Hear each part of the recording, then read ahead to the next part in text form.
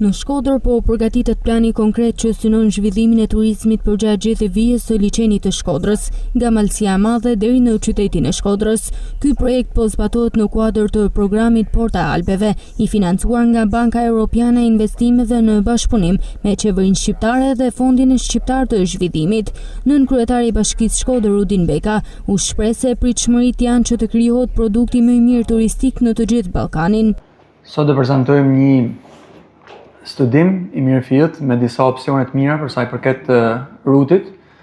të cilin do kaloj zhvillimi i turizmit të biçikleta, pra nga Malësia e Madhe që do derdhet deri në do zhvillohet, pra do eci deri në derdhën e Bunës, e cila do të jetë një projekt shumë interesant që prek disa tipologji të ndryshme të turizmit, duke nisë që është në i turizmit natyrës, apo atraksione të ndryshme të cila Malësia e Madhe i ka dhe do të jetë tipologji e veçantë për sa i përket bimëve medicinale apo disa diversitete të ndryshme,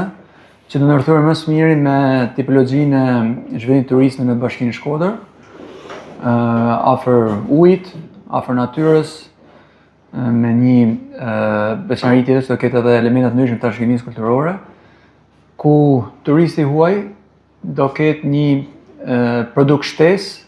për të ardhur për ta eksploruar në të dy bashkitë, të cilat sa vjen më shumë po kanë produkte përbashkëta, po dalin me një ofertë të përbashkët.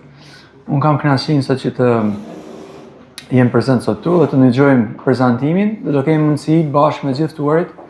të japim edhe disa sugjerime apo opinione se çfarë mund të jemi akoma në fazën që mund të ndryshojmë disa elementa, edhe përshtasim më së miri për të filluar punën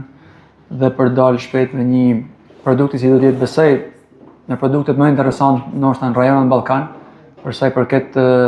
turizmit rural me fokus biçikletat. Në këtë fazë përgatitore është rënë dakord që të mbështeten Bashkia e Shkodër dhe Bashkia e Malësia e Madhe për hartimin e studimit të fizibilitetit dhe projektides për ndërtimin e një rrugë biçikletash përgjatë liçenit të Shkodrës dhe lumit Buna deri në detin Adriatik. Gjatë kësaj punëtorie, me ekspert vendas dhe ndërkombëtar, do të diskutohet mbi studimin e fizibilitetit, ku do të vendoset bashkërisht gjurma përfundimtare e rrugës, karakteristika teknike si dhe ndërhyrjet e propozuara, si ndalesa të vogla, pika informacioni turistik përgjatë itinerarit.